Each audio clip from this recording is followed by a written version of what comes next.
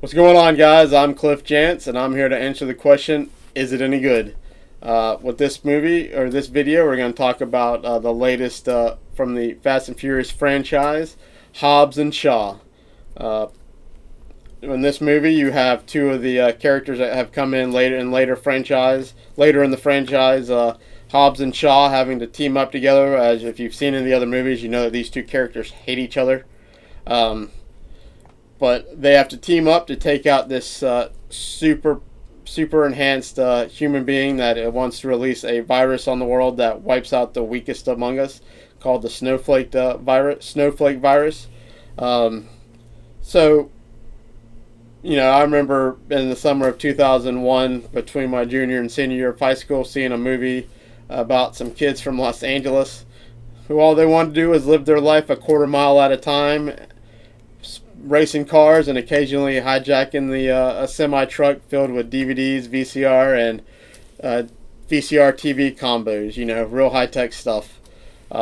Since then, they've gone from that to taking out drug cartels, taking on assassins, helping the government save the world, and now we're at superpowered beings. Uh, this movie is what it is. It's entertaining. The chemistry between The Rock and Jason Statham is great.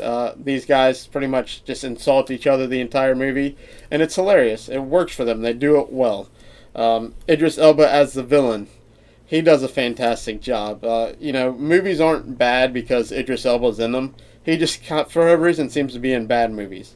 I think he deserves a shot at a leading role. I'm not going to hold the Dark Tower against him. I think that was all writing and nothing to do with him. He made that movie as good as he could have made it. But in this movie, he was fun to watch as this superpowered villain. I think he would have been this type of character would have been better in a comic book movie. I think I could have seen him going up against Captain America more than these two guys, but it is what it is. It was entertaining. The cameos in this movie are probably like the biggest spoiler, so I'm not going to tell you, but they have a good number of cameos that are funny. Um, Speaking of which, the humor in this movie is also funny. I found myself laughing out loud a few times while watching this movie, which kind of shocked me. Both meant to be, and because I'm laughing at some of the stuff happening on the screen, how ridiculous it might be.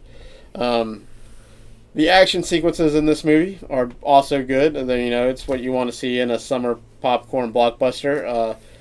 There are some that probably go on a little bit too long.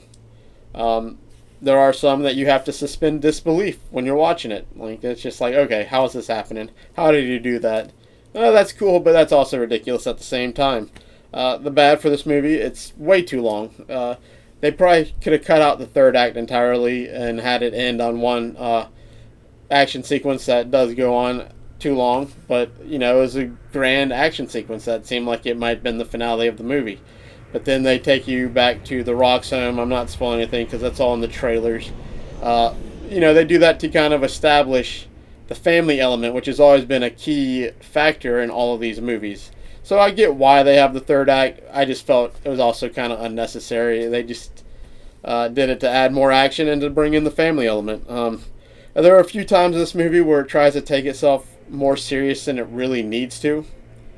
It kind of takes you out of it. It's like, okay, for the most part, it realizes what it is, but there are a few times where it tries to be too serious. The final fight in this movie I thought was a little ridiculous, just because it's two normal humans taking on this superhuman.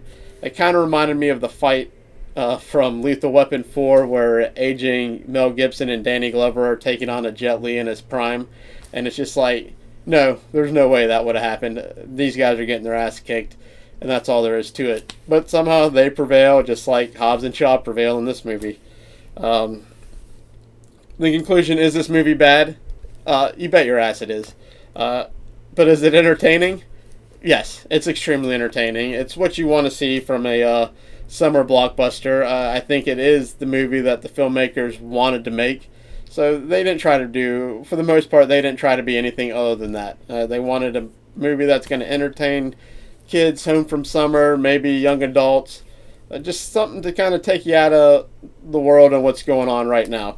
And it does that. It does its job very well. I found it extremely entertaining. I'm happy I saw it. Do I feel the need to see it again? No. Um, I'm going to give Hobbs and Shaw a 6 out of 10. I know that seems a little low because I did seem to speak very highly of it. But at its core, it's a stupid, fun movie. I do recommend going to see it in theaters if you're going to see it. But that's my thoughts. Let me know what you guys thought in the comments below. Like the video. Subscribe to the channel. I'm Cliff Chance, and this is It Any Good? Thank you.